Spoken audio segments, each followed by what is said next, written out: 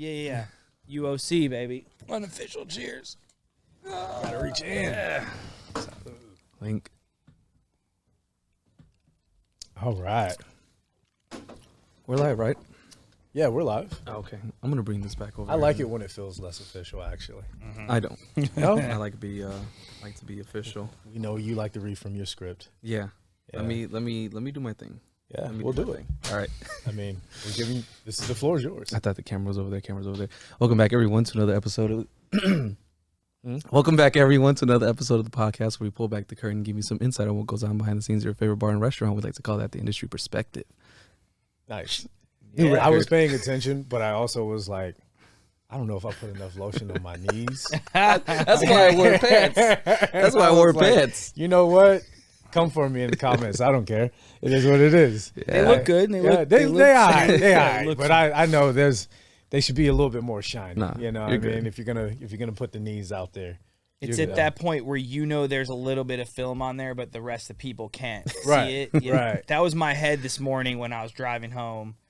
I had my Tai Chi lesson this morning, and I was touching my forehead, and it was all dust. I'm like, oh, man, I didn't exfoliate yesterday. I didn't take a shower yesterday. I was at home working. I need to get on that level, doing some Tai Chi. But I'm like, yeah, we can have a discussion on that. Maybe not on the podcast, or we could. But when I see you next, which will be a thing, Honestly, this may be our thing, is whether or not I lotion up. Okay. This is gonna be it, huh? But before we keep going in the podcast, I want to just say, thank you. We have supremely talented, obviously. I say obviously because I've seen this man play before, and it's just amazing to watch him play. And we're both like very, very honored to be able to have him want to come on the pod and, just sit down and shoot the shit with us. I could honestly go through and like look up all of your different credits, but why would I do that? It would take the whole episode. Exactly.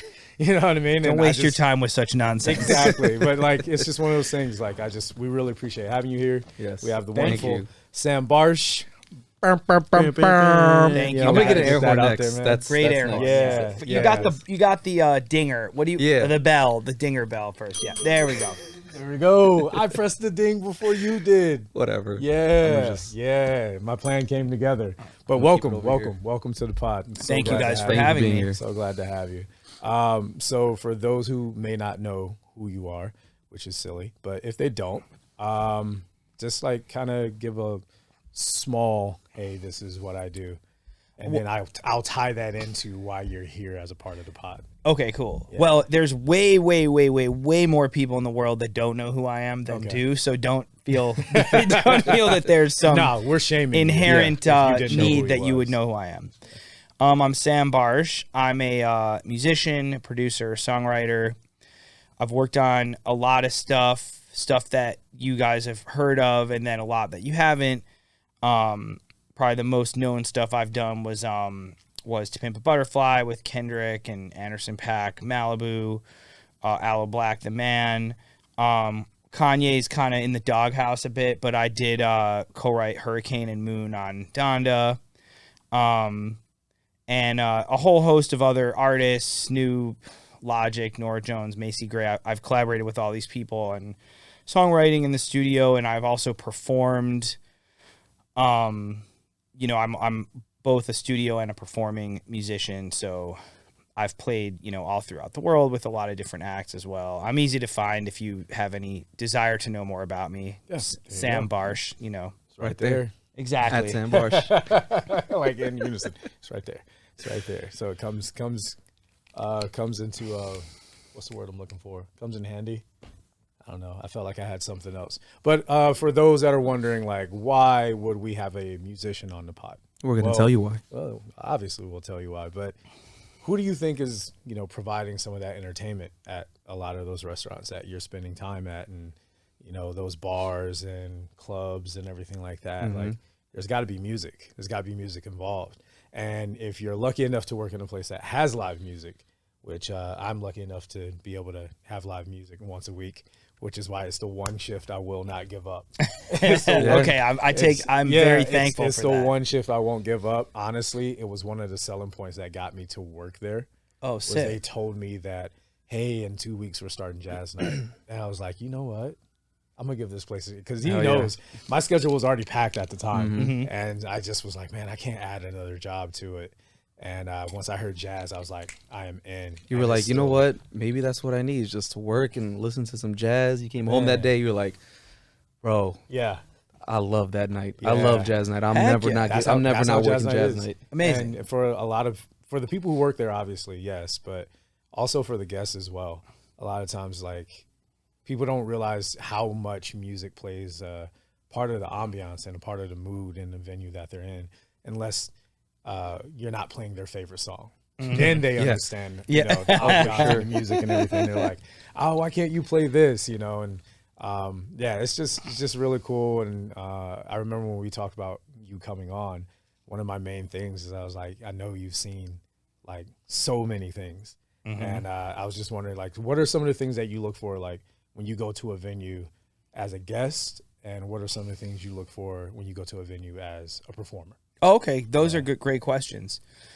I'll start with as a performer, because you're definitely on, like, as a performer, I care about essentially like the people I'm dealing with on the business side, which is usually the management or a representative of the, say I'm playing at a restaurant.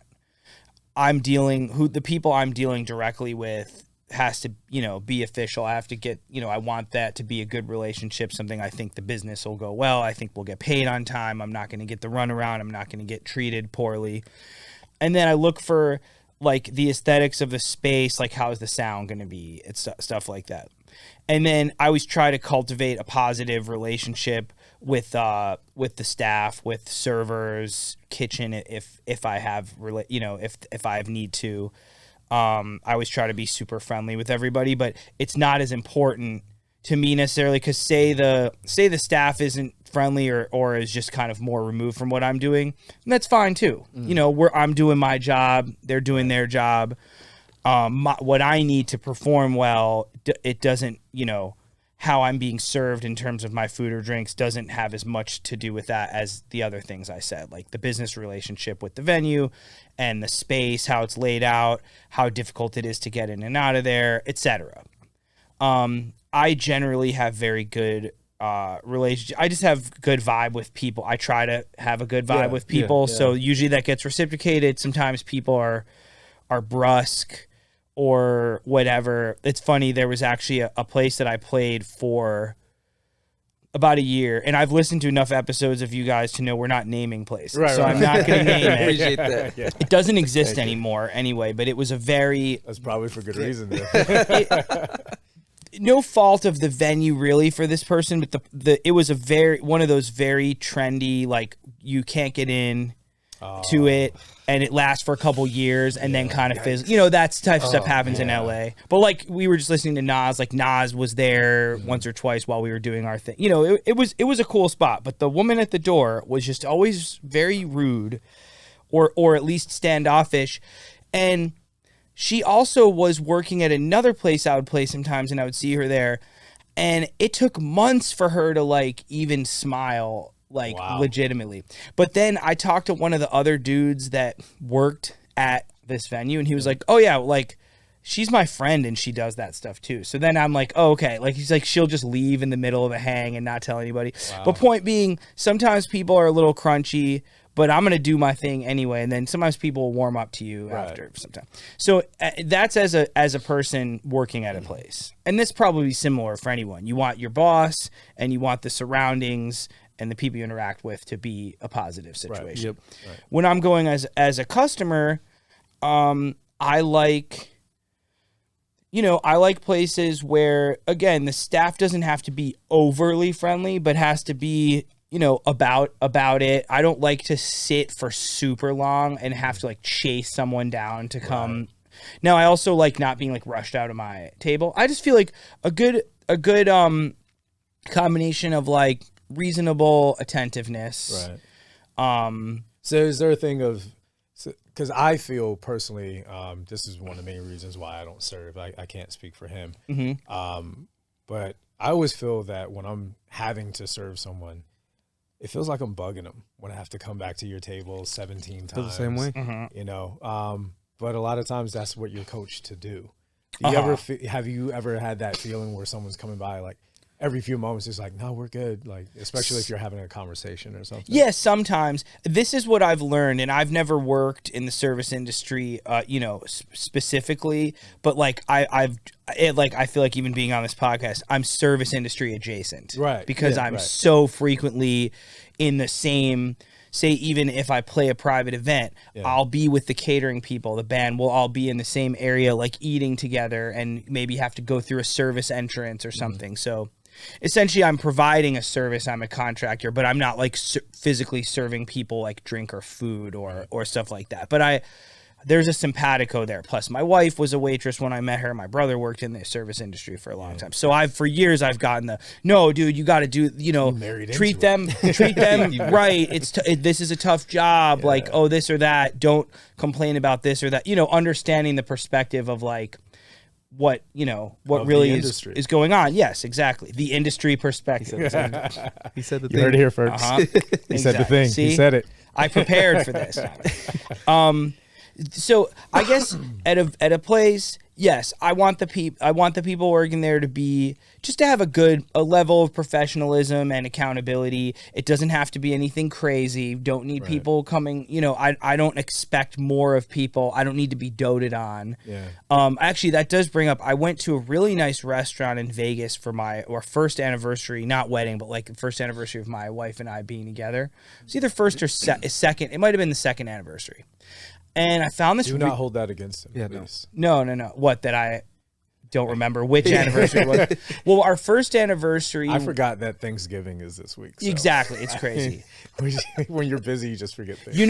I like our anniversary of being together was January 28th, and she would always forget what the day was. So it's fine. Now that we're married, we know our dates. It's in there. The official date. Yeah. But so for one of our anniversaries, we were there in Vegas, and I found this really nice restaurant, and for how nice it was probably like even half of what you would pay for if you went to a place like that in LA. It was like really nice. It was by a lake, like a fake, Fugazi Vegas lake, but really nice. And I wasn't mad at the server, but you could tell this was some like white tablecloth 5-star server thing where they keep coming and asking, is everything okay? Can I get, and that I didn't need. Right. Now he did it tastefully. Like if we didn't need something, he would peace out, but it was like, that's a little overkill. I just want to be able to order my thing. We have a good time. If there's a problem, I'm not a screamer, but I'd like it to just be addressed like quickly. It happens. It's not. And you're not a snapper either, right? No. Okay. I actually really don't like when I have to like raise my hand. But sometimes if you've been ignored for like a long time, now I try to not make it rude. Sometimes I'll just be like this, or try to make eye contact with someone and then put my hand down. It's difficult. I can imagine what it's like on the other side of that coin. But as someone, I was at a diner the other day, and I liked that they gave me a lot of space, but it took like a good 5 minutes to have someone come and to bring me the check. So I was kind of looking, being chill. And then at a certain point, I was just kind of like turned around with like my hand out, but not being like just like, hey, an acknowledgement to see me. Yeah. But this is, so I would say if I'm more often than not cool, really what I base my opinion of like a bar or restaurant is the food or the quality of the drinks. And of course the people play a role, but I would say like I'm good with even just like a base level of service. Yeah. Because I understand people are hustling and doing their jobs. I don't need to be treated like I'm special. Okay. But I don't want to be dismissed. Nobody does. Nobody wants to be dismissed. Yeah. And no one wants to feel as though you're bugging the person that you're asking something exactly from. Yeah. That must be tough as well. There's each venue, it probably has its own like culture and energy too, and which we've talked about before. We're very big proponents on knowing your venue, especially when you're a manager or owner. It's one of the things we've actually been going in on the last couple episodes. Having your employees do what they signed on to do is a very big thing that I've been noticing in the industry, is that tasks keep getting added on to what the person who's already there is supposed to be doing, but their plate was already full. And I understand that, you know, there are times where a venue may be a little slow or something like that, and people might be standing around. It's like, well, if you have time to stand around, I can find something else for you to do. It's like, okay, or you could just let me enjoy that I have 5 minutes where I'm not being berated by a guest or having to do this and do that and catching my breath. And then I can go talk to the guest because I just checked on that table. Yeah. You know, I've seen that happen where a manager or something comes up to someone like, well, you haven't checked on that table in at least 7 minutes. It's like, yeah, because I gave them something that takes 15 minutes to eat. Yeah. And I made sure they had everything they needed, and I don't want them to feel hurried. The food came out on For fire. sure, It's gotta yeah. cool down a little Yeah, bit. exactly. And just like you, like I hate that shit. I hate having that feeling like I'm bothering somebody. Yeah. That's why I prefer just to be behind the bar, because I can just walk down and just point. Good, Yep. good, cool. No, You I gotta see like, empty glass, you know you Yeah. need to be there. if I'm very easy. serving Heck somebody, yeah. It's I gotta go very like, easy. hey guys, let me stop what you're talking about and ask you if you need anything else. That is Now you so don't good. like Yeah. me. I hate that. Yeah. I hate having to interrupt somebody's conversation because it's been 5-7 minutes and I know my manager is gonna say something or give me that look like, why are you standing around? There's Right. 5 tables. Yeah. And this I is just did a this lap. is even just this is amazing perspective for me. Yeah. I'm into it. Yeah. If I picture the typical server thing, it's like once you get your food, they'll come over after a couple minutes to see if everything's cool. That Yeah. seems like the standard one, which I'm good with. Yeah. Because and if everything's cool, they usually peace out. And then there's usually a fairly long break until maybe they see that you're done, somebody comes to clear, and then they ask about dessert or coffee Right. or whatever. Or sometimes they'll just peace and then give you space, and then when you want. But the pressure from management and the different styles of like places telling you when to come back to the table, this is very interesting. This is new information. Yeah. And when we say managers, we're not just talking about like a floor manager, the direct manager. I don't want it to be like we're rallying against managers right now, because I have plenty of managers that I love and have loved to work for. Sometimes when I'm saying management, because I'm saying whoever is not working the floor with me, Yeah. but you're above me. You can tell me what to do. Gotcha. You're a part of management. So if you're the person who does this on this day of the week and I never see you, but I know you have a title and you're in the building, you're telling me to do something, you're still management.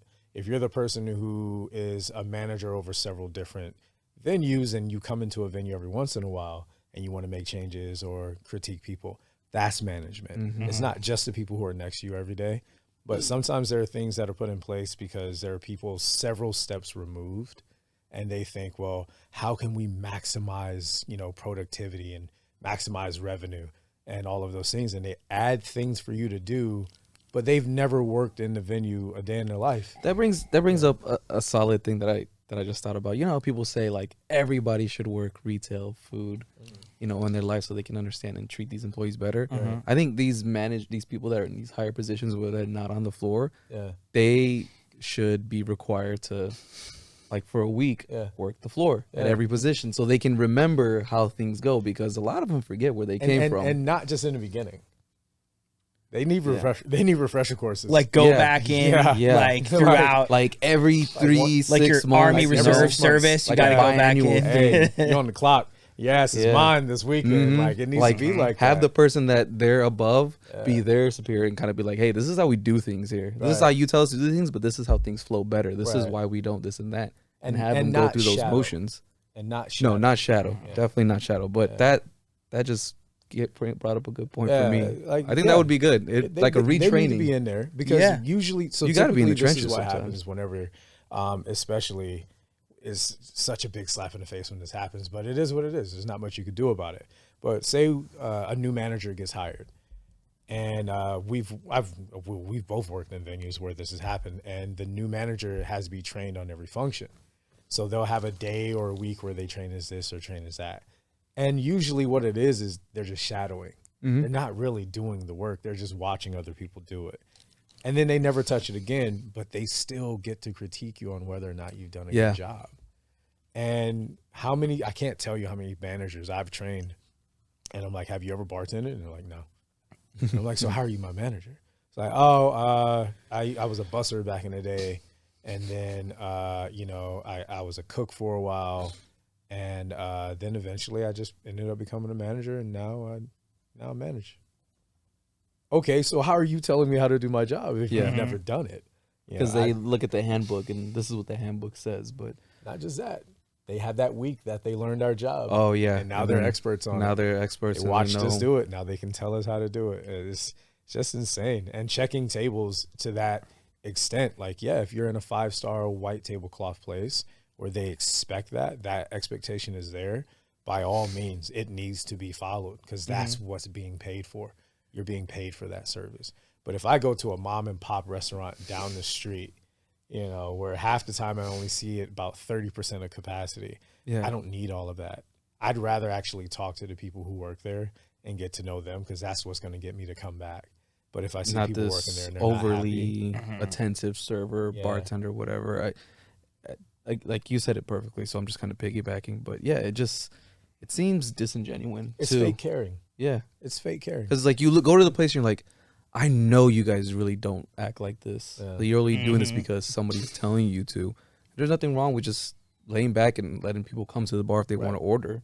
Some people understand, like, oh, this is the environment for it. In some places, the staff plays some sort of a character role, or at least fits into a thing, and then some, like you said, should be more laid back. You should just be yourself. But like you said, a lot of if you're going to a place where the staff is playing a role, you usually know what you're going there for. The more expensive the plate, the less personality you get from the staff. Yeah.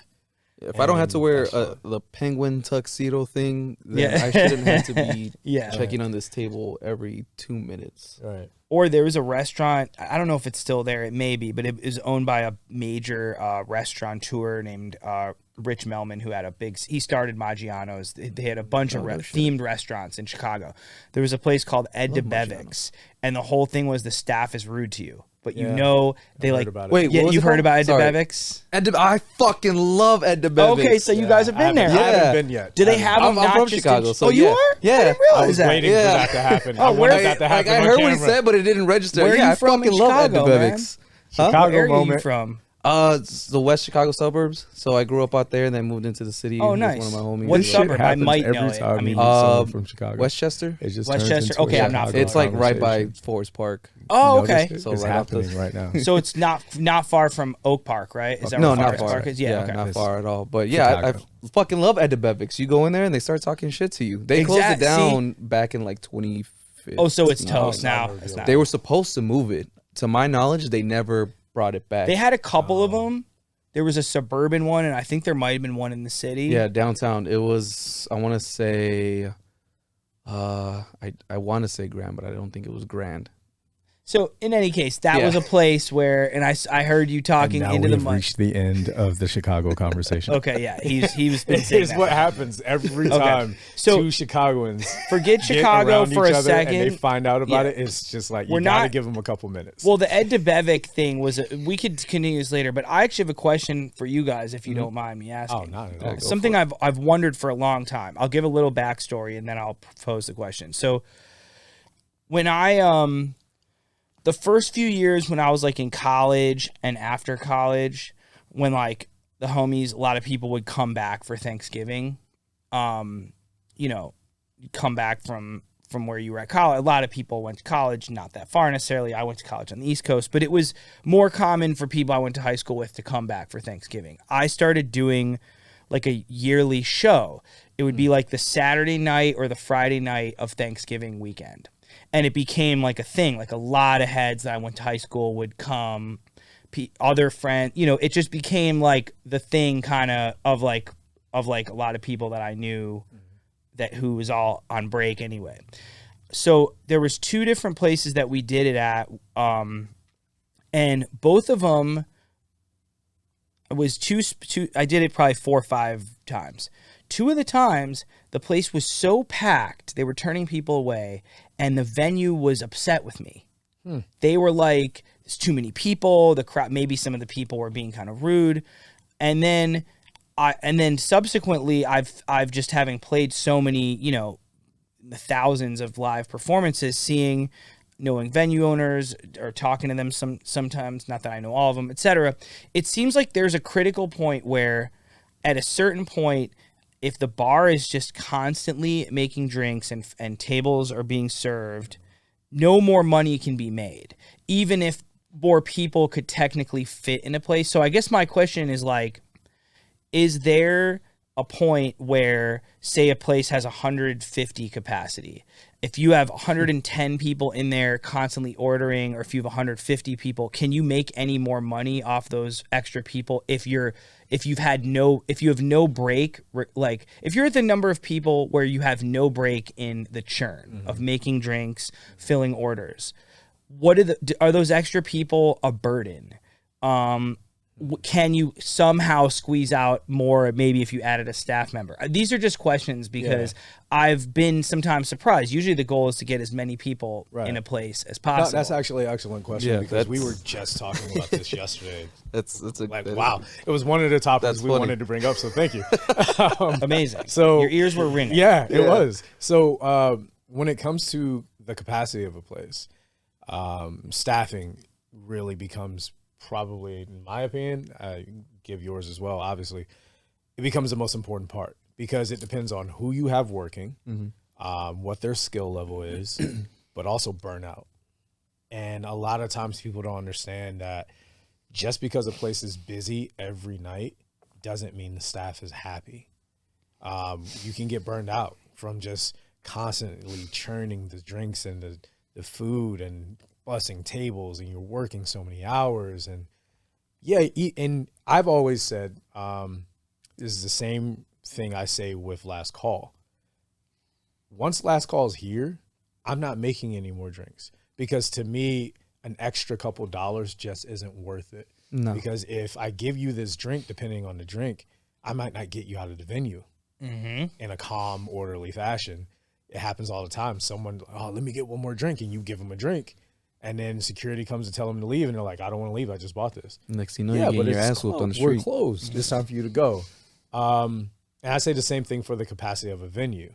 Once you get to a point where you're constantly putting out those numbers all the time, it's not going to be good for your venue because eventually things are going to get broken down. Your staff is going to get broken down. They're going to want to quit. And then because the venue becomes known as that place, it can't ramp down. Yeah. Once you ramp up, you can't ramp down. Gotcha. I've seen places that they get ramped up and they can't ramp down until they get shut down. And then I've seen places like, especially with COVID, that because the pandemic forced the closure, now they're reevaluating like, okay, let's grow at a gradual pace. Let's make sure we make enough money, our employees make enough money, but we don't want to get too big. So I mean, what are you feeling on that? Yeah, I mean, you kind of hit all the points there. Sorry, I kind of blanked out for a second. I was listening to what you were saying, and I forgot what I was going to say. Well, it was just because we literally just had this conversation yesterday. Yeah, the whole thing about burnout, that's real. I mean, yeah, it's great to be busy and have people in there, and it makes the time go by faster. You clock in at 5, 6 o'clock, and then you start making drinks. Next thing you know, it's 11:30, 12 o'clock. You're like, oh shit, got an hour before it closed. Damn, this flew by, and you make money, but then you're like, damn, I haven't eaten. I'm fucking dehydrated. Like, I'm exhausted. And if you do that, sober, day in, day out, every time you clock in, it's like, man, I just slow days. I appreciate the slow days that I have for real, because it's like, you know what? I can actually bartend the way I enjoy bartending, which is talking to people. I don't want to be a drink machine. If that's the case, hire a fucking robot. I don't want to do that. Yeah, I've got into bartending to talk to people, make connections, have genuine connections, friendships, whatever you want to call it. That's why I got into bartending, because I can make you drinks and we can talk, we can bullshit, whatever it is. That's why I like it, not just to make cocktails. Right. And that's why I made the sober joke, because a lot of people don't realize that we're in what I call the fun factory. You know what I mean? That's what bars are and restaurants. They're fun factories. It's for people to come in, have a good time, especially get cocktails they can't make at home, get food they can't make or won't make at home, have an experience. Everyone's all about having the right, the enjoyable guest experience and everything. But remember, the people who are helping you have that fun don't get to participate in the fun with you. Yeah. Not to the level that you're doing it. You know, some venues are a little bit more lenient than others where they'll let you take a shot or two as long as you don't mess it up for everybody, which I've seen happen so many times. That is the worst. It ruins it. So that's interesting. Does. There'll be a place where they'll let you have a shot or two on the side, and then one person messes it Someone up, and messes then it up. the policy changes. Yeah, and then the policy's over. Now you're a dry bar. Any gig that I play at a bar or restaurant where they don't let the band drink or they don't give free drinks in history has been because somebody fucked it up. Oh yeah. Always that one. There's always that one person. I worked at a company and I worked at 2 different locations in 2 different states. And one venue allowed you to drink, not on the job, but like you could come in as a guest. Gotcha. And you could drink. And then the other venue, they were like, nah, we can't have that. And then I found out a year later why. It's because somebody just came. And they weren't even on the clock. They were there as a guest, celebrating a party or something like that. And next thing you know, a switch flipped and they were breaking stuff. And they were like, all right, so we're now dry completely. Damn. But then you'll have a bar that you can work at. Well, you can have a shot with the guests while you're on the clock. That's my favorite. But you can only have like 1, maybe 2, depending on how long it's been since you had your last one. Because obviously you want to be responsible. You can't be responsible if you're drunk behind the bar and you're making mistakes. Because that also leads to accountability issues, you know, especially if you have a guest that you have to kick out or something like that. If you're drunk, how can your manager take your word if you're exhibiting the same behavior as a guest that you're trying to have removed? Even if that guest is in the wrong, maybe you did something in the wrong to cause that. And the thing with like taking drinks with guests, like that goes on what I was saying about having that bond, that friendship, whatever. And like for that reason, people love it when they get to take a drink with the bartender. They're like, oh shit, fuck yeah, this guy's awesome. And then that kind of goes with what you were saying about like volume and, you know, is it like worth it or whatever? Like, sometimes you can make more money from that one person by taking a shot with them than by having served 50 people back to back to back to back to back. So really it's just it's like the volume and high capacity thing. It's not always important. That doesn't always mean a lot of money, because if you're always at a high capacity, you got to split up all those tips with everybody else because they had to get more people in the door. Gotcha. I'm more with like getting people in here and I can talk to them, have a good time with them. If I can have 50 people that, you know, give me $10 tips each, as opposed to 500 people that give $1 tip, or like basically because I had to split it with 10 other people, I get $2 out of that, whatever the tip was. Gotcha. You know, Yeah. so I'd rather just have more quality. I guess I don't want to say quality individuals, but just be able to, I guess, work the guests, work the table. Like you get what I'm trying to say? About what we're saying with the environment. Yeah. Our last couple episodes, we've brought that up.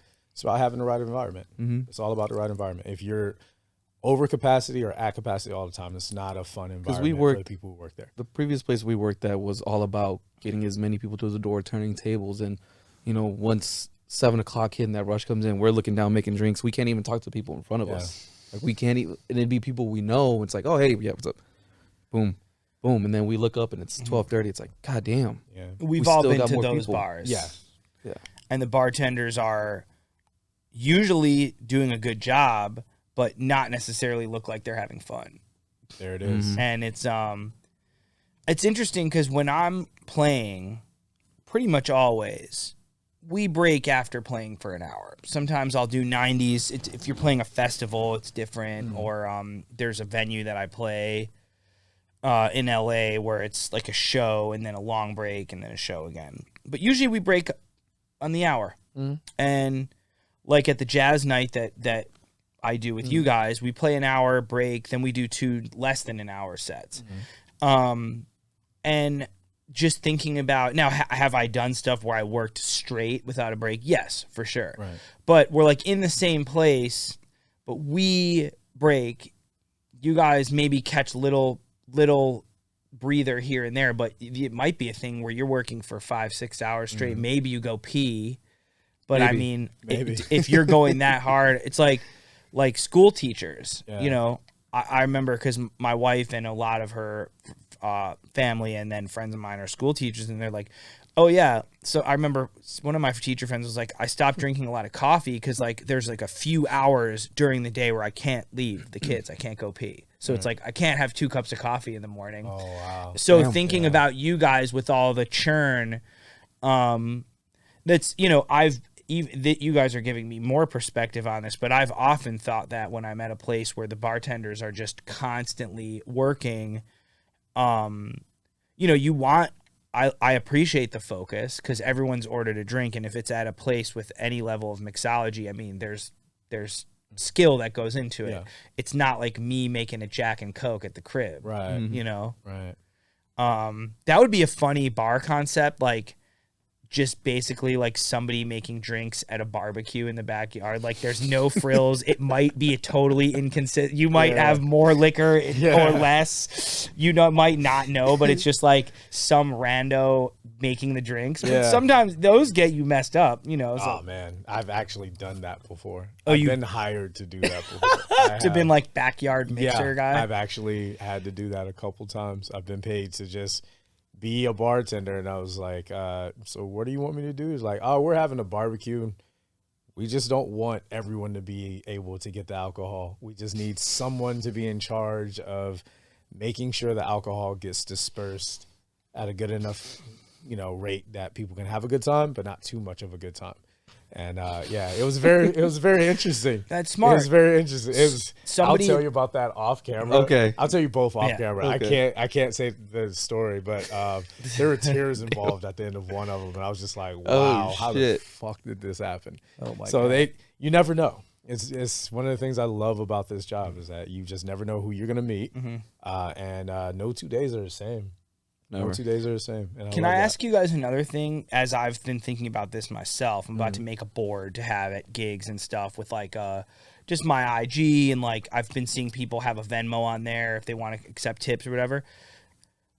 Where is the future? I feel like people should be able to tip now with Venmo. I know if there's like a hired, like a catering style bar service at like a private event, they'll have it, or like food trucks, stuff like that.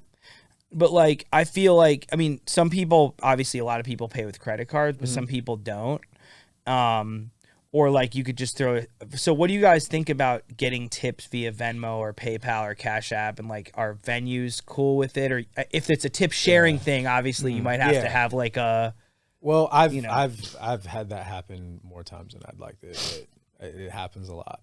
It happens a lot. I think that eventually there's just gonna have to be a system put in place at bars where people can scan a QR code just to tip the bar. And then at the end of the night, you're able to distribute those tips out accordingly. Because that's what I've done. Whenever someone has offered to Venmo me or Cash App me or whatever, I let them. And then at the end of the shift, I show the other bartenders, hey, this is what I got in Venmo or Cash App or whatever. These are the digital tips that I've gotten. Put that in the pot, factor that in, and then I'll take whatever my portion is minus this. Gotcha. And, Minus but your that's an prorated honor system. version. Yeah. Yeah, exactly. That's an honor system. And that's So- really tricky because there is a lot of people out there that are like, oh, no, they want, Yeah, they that was need or mine. want every single dollar that they can get, and they won't honor or follow that honor system. So It's honor system also. it's tricky. It's tricky, and like I'm not even out here trying to be on people. Like there's some moral absolutism in this world, and there's a lot of moral relativism, and there's also just stuff that it's hard to really draw a fine line. Like for example, my mom's condo building that she lives in. The guys that do there's a underground garage. It's in Chicago, so it's freaking freezing. And she lives on the way north side, but is very some close cold to the right lakes. It's really cold. But so there's underground parking garage. Point being, there's a few guys that are on the staff there that have been there for years. A lot of them. Very cool. My mom's super cool with them. Just like, a cool group of guys. But they used to be able to take cash, and then they cut that, and if you park, if you're going to see someone, instead of you paying whatever it is, it gets charged to the person's condo, and then they can ask you for the money or not. And the revenues went up like 60% or something, meaning these guys weren't turning in all the cash. Now, do I hold it against them? Not really. Right. If it was my condo building, I would have been like, I'm not trying to punish anybody, but this is now a better system because we're getting all the revenue, which ultimately goes to like repairs and stuff like that of the building. So I'm not going to be on some like, you're the worst person ever if you didn't like pool everything, but like there should be a fail safe so you don't have to rely on the honor system. I've always felt that when it comes to things like that, when it comes to tracking cash and all of that. A lot of people are, the second place I work at, we have a QR code for Venmo, so people don't have and to it's for the place. Yeah, and it goes, and then the owner goes and distributes it evenly. So it does work. See, if there's a communal joint, I just the future's now. I just thought about that. I remembered. I mean, there's, and all of our stuff's gonna keep changing. Oh yeah. But you know what hasn't changed? Cut you off like that. It just no, you're good. I don't think Dewar's recipe has changed. I was gonna tap a little more. Where is that bottle? Oh, it's over. Do we know where it is? Side. Oh, can we side joint? Oh, it's right there. Okay, nice. But they're not sponsoring the podcast. No. So Dewar's is not sponsoring the podcast. What I meant, they could if they I only want. said Dewar's. That's cool. Thank you. I only said Dewar's because we have it here. Just some things are timeless, such as even these microphones we're using. These SM7Bs, also Chicago Shores, based in Morton Grove, Illinois. Oh shit! I drive by the building, but it's between where my dad lives and O'Hare. Oh, okay. So if I drive to the airport from my dad's house, I pass their factory. This has not been improved upon. It won't be. A lot of Scotch whiskey, a lot of the spirits that you guys serve have long been perfected. Right. But the delivery, the method in which they are paid for, the method of which they're transported throughout the world and marketed has changed. But the core product hasn't not changed for like 100 years, 200 years. Yeah, Chartreuse hasn't changed in 400 years almost. Dang. 300 yeah, years. like 300 something because that's 6 centuries almost. Dang. yeah. I think it started in like 1500s. Yeah, you're right. Chartreuse, is that the one of the oldest spirits that we type of spirit? Sure I mean, like wine, obviously, and like grain alcohol. But like the recipes never changed since like I think it's the 14 or 1500s. Yeah, it's so. And Jameson is like this from the 1700s, right? I feel like seeing it on the bottle. So is Guinness 1759? Love me some Guinness. Damn. I believe. See, a major portion of the population of Ireland may have moved here and elsewhere, but they still have. Well, they drink Tullamore Dew. Oh, they're more into Tullamore Dew. Yeah, okay. Well, from what I've been told, they like the real Irish. Yeah. Have you guys been to Ireland? Like an American thing. I want to. I want to go to the brewery so bad. I would recommend it. It's just such a cool country. Yeah. Like, I had a good time there, and there's a sport called. Well, we don't have to get off topic. This is extremely. It's okay. There's a sport called hurling. Have you heard of it? Oh yeah. No, what is so that? it's an Irish like sport where it's like a mixture of like rugby and highlight. Can you picture highlight? I don't even know what that is. It's some shit that's big in Miami. You have like a basket kind of on your hand, and you throw a ball from this basket. It almost looks like a woven thing.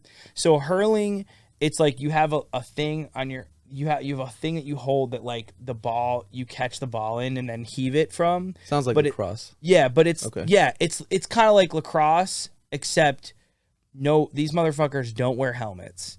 And there's uprights like they have in American gridiron football. You can throw the ball through the upright, or you can get it kind of the equivalent of a touchdown.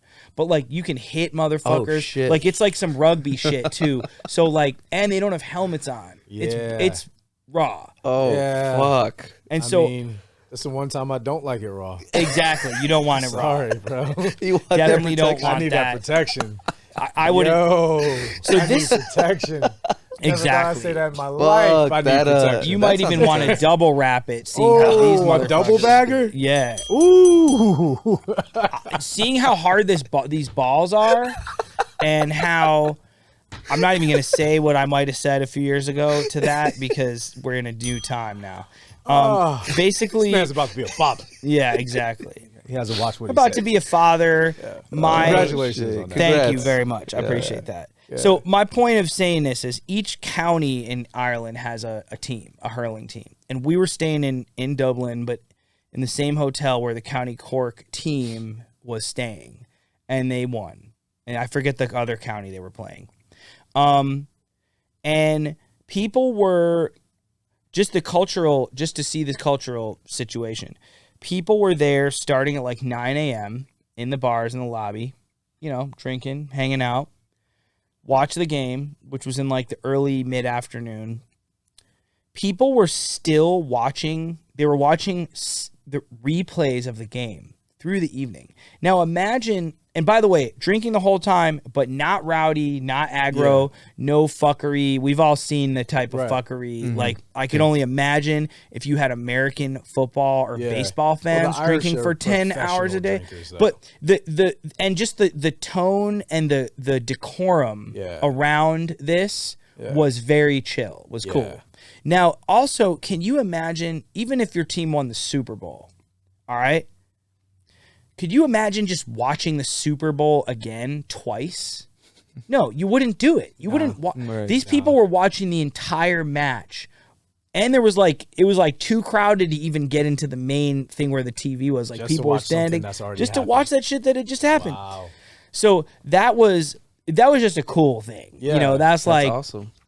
But the hang in Ireland, very cool, very interesting, and just like a cool place to get around, and they've preserved a lot of like what's special about the country while still modernizing. So, you know, I like that. I've always wanted to go to Ireland. So do I. Always wanted to go to Ireland. That's one real positive about music, especially having been a touring like jazz player that I did for years. I mean, I still play jazz, obviously, but I'm not as committed to the tour life. I'm much more focused on being here, and I'm in the studio a lot and doing local shows like our jazz night that we have. But in my early, mid, and really late 20s, I was touring constantly. You know, I was touring. There was one year I remember doing my taxes. I was out of town like 250 days that year. Wow. You know, so just as a, I got to travel all over, and I wasn't in the band. Most of the bands I travel with, it wasn't like a major like tour bus operation. It was like a smaller group where we would mainly fly or take trains or have like our own like private, we'd there would be a car or like some sort of van rented. So a lot more intimate way to see a lot of these places. And being with, we were doing like, good. Some of the shows were big. We were doing like legit shows, and, I was making a living, but it wasn't like touring with Beyonce or something where like there's all this hullabaloo around where you go everywhere. Like, you could still be real anonymous and like dig into stuff in the town and just go out as like a whoever the fuck. Yeah. I love that. That is a huge blessing. Like, I don't really care that much about traveling now, even though I'm not like super old, like by like, life standards. And a lot of that's because I did so much traveling early on. That's now, awesome. I'm not say people need anti-travel, but my wife doesn't love flying. Oh. So there's places she definitely wants to visit. Yeah. But it's kind of cool because there's no dissonance between us. It's not like, oh, I want to go to these 85,000 places. You don't like flying that much. That's frustrating. I'm like, I'm good with wherever. Yeah. Wherever she wants to go, there's plenty cool places to go. Right. Look, we're in California. There's a lot of places you can drive to, which is really a blessing as well. That's why I love it here. I love this place. Mm-hmm. I love this place. And it's also nice to hear, like, for someone who's already put the time into doing what they love, obviously this wasn't like a music podcast, so I wasn't like, well, how did you get your start? But at the same time, it's just really dope because with this, we're 22 episodes in now. I just got reminded of that today. Mm-hmm. I always forget. You also forgot it was Thanksgiving this Thursday. Yeah, I also forgot my laptop. Like, I just forget things. Mm-hmm. But with us just starting this, like, we love to talk. I definitely love to talk. Everyone does. I love to talk. But we also love what we're doing. Yeah. And to hear someone that was able to do what they love is just really fucking inspiring, man. It is. Really fucking inspiring. Thanks, guys. You say things like you've done so much by life standards, you're not that old or whatever. Like, that's like, holy shit. Yeah. Like, I don't know how old you are, but I know I don't you're not care. that I don't far care how off. old you Not are, that it matters, but you're not old. The way you and say that's like all that sticks. That's all that sticks. Like, in your eyes, you're like, I've done so much shit Right. already. Like, I Right. see it, and I'm like, dude, I want that. Yeah. That is inspiring. Which is usually how I feel. Like, I'm not old yet, but like I've done a lot and I've been a lot of places and everything like that, you know. So it's just nice to be able to say that you're doing what you love, you know. Heck yeah. And it shows through because there was something I had wanted to do before this episode, but because we just moved, like I don't even have all my clothes right now. That's why I'm over here wearing this shit. It's too big. We've had so much, too big. whatever. But like, You gotta Hulk like out. we've had so much going on that it's just like I haven't been able to do it. But hopefully I can do it soon. But there was one night I was watching you play, and you were just like every other time I watch you play, and I can't remember his name, Danny or. Was it Sax? Janklow, Danny Janklow, yeah. Danny Janklow, the okay. short little white guy. Yeah. I don't mean to Right, reduce but- his identity Yeah, down to yeah, that, but it's- of the exactly. other sax players that have been there, that Right. would be his defining characteristic. Right. Okay. Right. the- And if we don't have time, there's actually a descriptor that I want to put out there for people who aren't service industry. And if we can't do it on this episode, because we're coming up towards the end of this one, we'll do it on the next one. But my point is, like, just when you watch people playing like that, it's just like, man, I love that. I can't play an instrument, but it's just nice to watch people like in their craft and just to be able to like take an instrument and make it like sing to people, you know. And I feel like the same thing we do with, not same thing obviously, but like what we try to do with our experience with bartending, serving, and things like that, we're trying to give you that experience, something that you can't do or don't do on a regular basis, but we're trying to make it fun and we want to enjoy what we're doing. And when the environment's set up for that, we're able to let that shine through. You know, I watch you play and I'm just like, man, this guy is like, it's like watching Johnny Sins. Because that man loves what he does. And I just want to do anything to that level where I can do it like Johnny Sins. And you play the fucking keyboard like Johnny Sins, man. Nice. That is dope. That is so dope. I just recently I just wanted to say that. redid my website. I might have to include you on the quotes page with that one. Like you should want to do anything in life that good. And I watched you playing, and you were just like, you remember the moment. You were like leaning back on the keyboard, just chilling and everything. I'm trying to remember. It which was moment that about was. a month and a half ago. Okay. But you were playing, and you were just kind of laid back, just chilling. You were playing with one hand. I was like, Oh, was I drinking with the other hand? yeah. That happens. Yeah, but you were sitting down on the chair while you did it. Oh, So it was like I remember all that. one yeah. motion. You were just like this, just playing. I was close enough to the booth at that Yeah, time. it Because was- for it was people dope. who are watching or listening to this that don't know, haven't seen me play, I usually stand when I play. Yeah. But there's a booth kind Yeah. of close to where I stand. That's funny. Yeah, all right, may have to put you on the quote. Man, I appreciate that. You know what? All of what we do, and I've learned that it's very easy to get in your own head. A lot of artists do that. A lot of people in general. You get bogged down by the negative parts of the business side of things and life in general. You do a couple shows where you don't think anyone's listening, and it's easy to get into your own head. But getting the reaction, like what you're talking about, and the greater thing, like in terms of what we all do, we are providing an experience to people and to Right. show the passion in what we do. You know, I'm really thankful to play music for a living, to get to make music. I mean, there's so many things about the music business that are jacked up and really challenging and almost like obscene to people outside of the business if you hear about it. But I get to create music every day, and that's incredible. It's a balance. My point is, I've learned, don't ever take any gig for granted. If I'm performing, I'm not going to say, oh, I don't like this venue, or people are talking, or this or that, and not give my best. I'm not going to do that, because there's somebody there, likely, A, who it does care, B, who maybe like this is their first night out in a while. They may have gotten a babysitter. They may have saved. Right. They may be on a date that they've been looking forward to.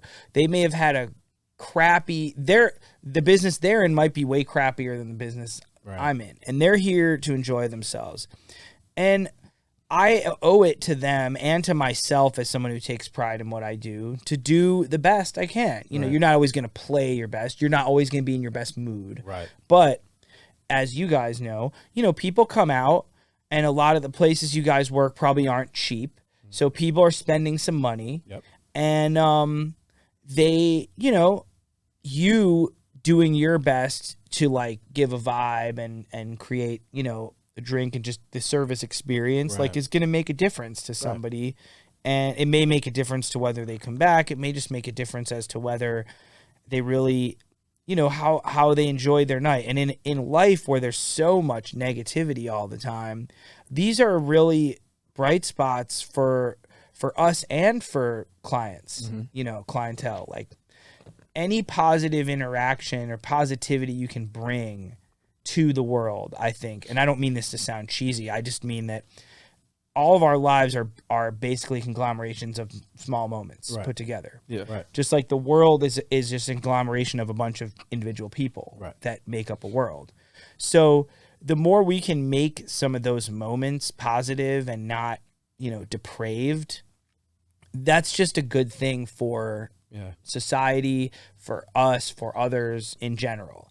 And like, again, I don't mean to sound corny, but I feel like that's almost just like a fundamental thing that can help make life easier. Is like, Yeah. if you're doing something, do it with passion, do it the best that you can. And people will pick up on that, like I'm really not like that good of like a marketer of myself, or like not like that great with like branding myself, like with a whole bunch of intentionality, like especially with like, online stuff. I mean, I'm good about like, I'll post about stuff that I'm doing or whatever, but I'm not like the guy who's in your face. Check out my shit. I'm, Right. like P.T. Barnum style of like, self-promotion. But I think what I have tried to do, making real like connections with people and just putting out like the love for music and just like trying to do things that are positive, I think that has helped lead me to opportunities, like, and not, I just think about how the people I know that are really good at like promoting and marketing themselves, and how I don't have those skills, but what I do have is like a lot of goodwill with people, I think, and like just trying to bring a positivity to interactions, treating people with respect, that goes a long way. And so for anyone listening to this podcast, they probably aren't in the music industry, or maybe they might are. be. They I might mean, be. We have a few friends that Cool. are like Whatever. aspiring to or already. Yeah. So whatever business you're in, being real to people and giving like genuinely, like in a genuine way, having people like you because you actually were someone that was nice and was likable in a genuine way, not like Right. a fugazi, like fake shit. Right. That is a good way to, for me, that's a good way to go through life. A better way to go through life than to be trying to be only thinking about yourself all the time. Yeah. Like, so maybe I've lost out on some sort of opportunities because I'm not like the most like out there trumpeting my own stuff, but I think I sleep well at night and have a lot of friends and allies just in general. Mm-hmm. I think from like trying to do, connect with people and put so much passion into what I'm doing. Yeah. And so for me, I think, that's a good, we all could want more and stuff, but I feel like that's not a bad way to live a life. No, And, you're absolutely right. I completely agree with everything you're saying there. Like nice exposition, I guess. Yeah. Would be a good way to say it. Like, I really enjoy that. Those are the type of ideals that we need more of, honestly. 100%. With, especially working at a bar, you hear a lot of people say a lot of things, and do a lot of things, and, honestly, we just need more of that positive energy, building, growth, all of those things. So, very well said. Yeah. Very well said. So when Just you do wanted to piggyback something, on that. you can do something, do it like Johnny Sins. Yes. Do it like Johnny Sins, okay? Because he does. Yeah, he does. He does. He does. And just because he makes it look that good doesn't mean you can. Thanks again for being on, man. Thank you. Oh, Really thank you appreciate it. guys. Appreciate it. Cheers. I'm out of Cheers. drink. Cheers. Oh, you're out of drink. Yeah. All right. Cool. Take care, everybody. Appreciate it. All right. Ding, ding, ding.